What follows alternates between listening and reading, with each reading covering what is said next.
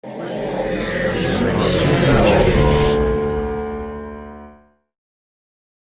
Nihilist by Rick Mannoia. We open with a frantic Ralph on the phone. He's telling someone he committed a murder. Who he killed is the question, and he's petrified. Sometimes it's the murder you didn't commit is the one that gets you in trouble. Crime doesn't pay unless you get away with it.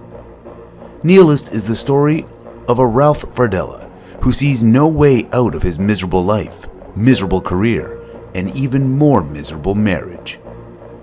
After failing in his suicide attempts, his best friend Tom does all he could to help Ralph turn things around.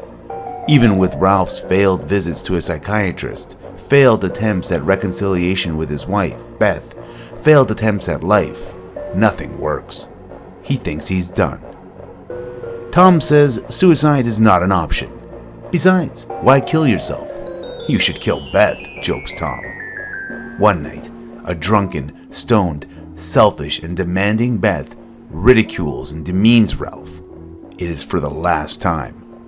Ralph kills her in the bathtub and tries to make it look like an accident. After the police investigation, it would appear Ralph has gotten away with the perfect murder. Tom takes Ralph sailing and introduces him to two beautiful working girls. They completely change Ralph's outlook. At the same time, police detective Brody, a persistent homicide police officer, smells a rat.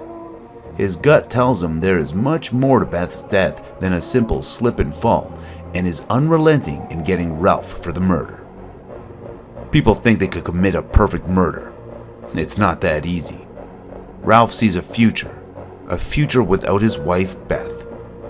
Unbeknownst to Ralph, during her failed pregnancy, Beth took out a $250,000 life insurance to protect her yet unborn child and left Ralph as the second beneficiary.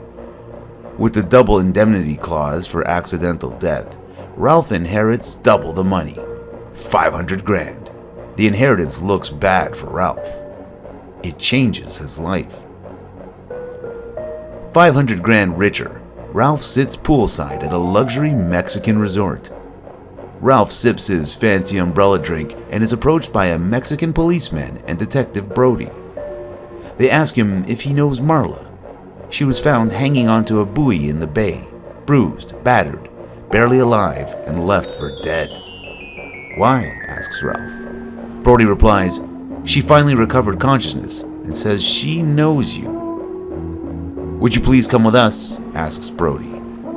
This is Mexico. You can't arrest me here, says Ralph. You should have checked. We have an extradition treaty with Mexico. You should have gone to Canada. Too cold. Fardella, you're under arrest for the murder of your wife, Beth Fardella, and attempted murder of Marla O'Shaughnessy, leaving the scene of a crime, maleficence, assault, kidnapping, and torture.